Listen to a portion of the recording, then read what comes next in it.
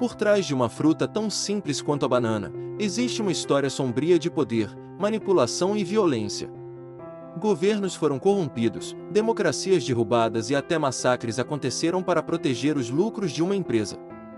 O que começou como um alimento exótico, transformou-se em arma política, envolvendo impérios econômicos, golpes militares e a influência direta dos Estados Unidos na América Latina. Essa é a verdadeira história das bananas, doce por fora, amarga nos bastidores.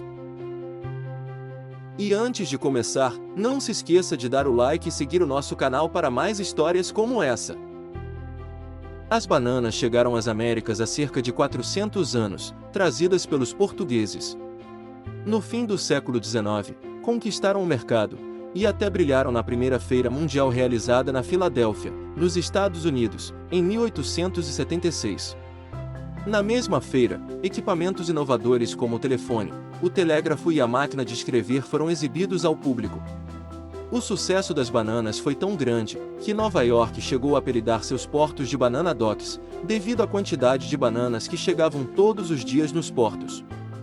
No início do século XX, a demanda cresceu tanto, que os empresários decidiram controlar toda a cadeia produtiva. Assim nasceu a United Fruit Company, uma corporação gigante que comprou terras na América Central, construiu ferrovias, portos e até casas para trabalhadores. Mas havia um detalhe: os funcionários não recebiam pagamento em dinheiro. Apenas recebiam vales que só podiam ser usados em lojas da própria empresa, vivendo presos a um sistema controlado pela companhia.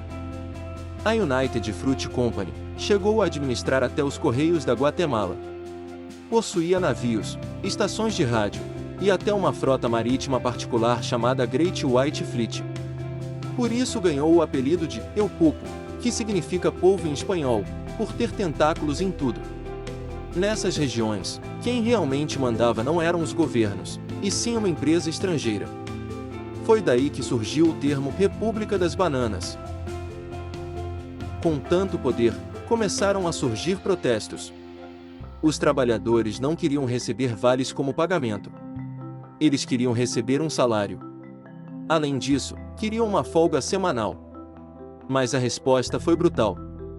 Em 1928, na Colômbia, uma greve terminou em tragédia que acabou sendo conhecida como o Massacre das Bananeiras. O exército colombiano, pressionado pelos Estados Unidos, abriu fogo contra manifestantes. Homens, mulheres e crianças foram mortos no massacre. Sempre que governos locais tentavam limitar o poder da United Fruit, surgiam golpes militares apoiados pelos Estados Unidos. O caso mais famoso aconteceu na Guatemala, em 1954. O presidente eleito Jacobo Arbenz queria redistribuir terras improdutivas da companhia. A resposta foi uma campanha de desinformação, liderada por Edward Bernays, que era um mestre em propaganda. Ele insinuou que os governos estavam com ideais comunistas. Espalhou desinformação, criou notícias falsas, e chegou até a criar um jornal para espalhar essas notícias. O presidente Eisenhower autorizou a CIA a organizar um golpe de Estado. Rebeldes armados invadiram o país, bombardearam a capital e derrubaram o governo. No lugar, assumiu um presidente submisso aos interesses dos Estados Unidos. A democracia guatemalteca foi destruída. Tudo por causa de bananas. Com o tempo, essa cena se repetiu inúmeras vezes, sempre que os trabalhadores se uniam para reivindicar melhores condições de trabalho e de vida, eram acusados de promover o comunismo. As reações eram duras. Governos, temendo a influência e a pressão dos Estados Unidos, respondiam com repressão. A primeira estrela das exportações era a banana Gros Michel, apelidada de Big Mike. Ela era mais doce, mais cremosa e até mais resistente ao transporte do que a banana mais comum existente hoje nos mercados. Era tão popular que o sabor artificial de banana usado em balas e chicletes foi inspirado nela. Mas, nos anos 1950, a banana Gros Michel começou a desaparecer.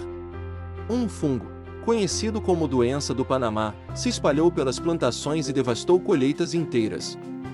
O problema era que todas as bananeiras cultivadas eram clones, geneticamente idênticas. Sem diversidade genética, nenhuma delas tinha resistência natural à doença. Assim, quando o fungo atingia uma plantação, era apenas questão de tempo até destruir toda a produção. Em pânico, as grandes companhias precisavam de uma substituta. A escolhida foi a banana Cavendish. Ela era menos saborosa, mas tinha uma vantagem: era resistente à doença que aniquilou a banana Gros Michel. A Cavendish foi criada em uma estufa na Inglaterra, no século XIX. O responsável foi William Cavendish, o sexto Duque de Devonshire, que tinha jardins experimentais e estufas em sua propriedade. Lá, um jardineiro chamado Joseph Paxton fazia cruzamentos e seleções de variedades de banana trazidas da Ásia. Os experimentos, realizados em estufas de vidro gigantes, utilizavam técnicas avançadas de cultivo e experimentação.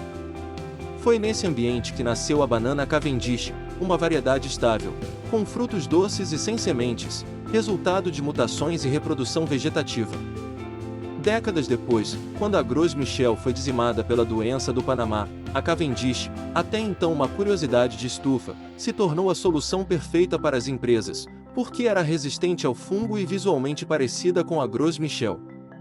Assim, uma fruta criada como experimento de jardim na Inglaterra acabou dominando o planeta. As empresas fizeram a troca silenciosamente. Sem avisar os consumidores, simplesmente começaram a enviar a banana Cavendish para os supermercados. Ela tinha aparência muito parecida. Por isso, quase ninguém percebeu. Mas o mundo perdeu uma fruta considerada muito superior em gosto e textura. Para manter o consumo em alta, a United Fruit investiu em marketing pesado. Financiou artigos médicos elogiando a fruta, fez parcerias com a Kellogg's, e até criou receitas ilustradas para donas de casa. Mas o grande sucesso foi a criação da personagem Miss Chiquita, que transformou a banana em um ícone pop.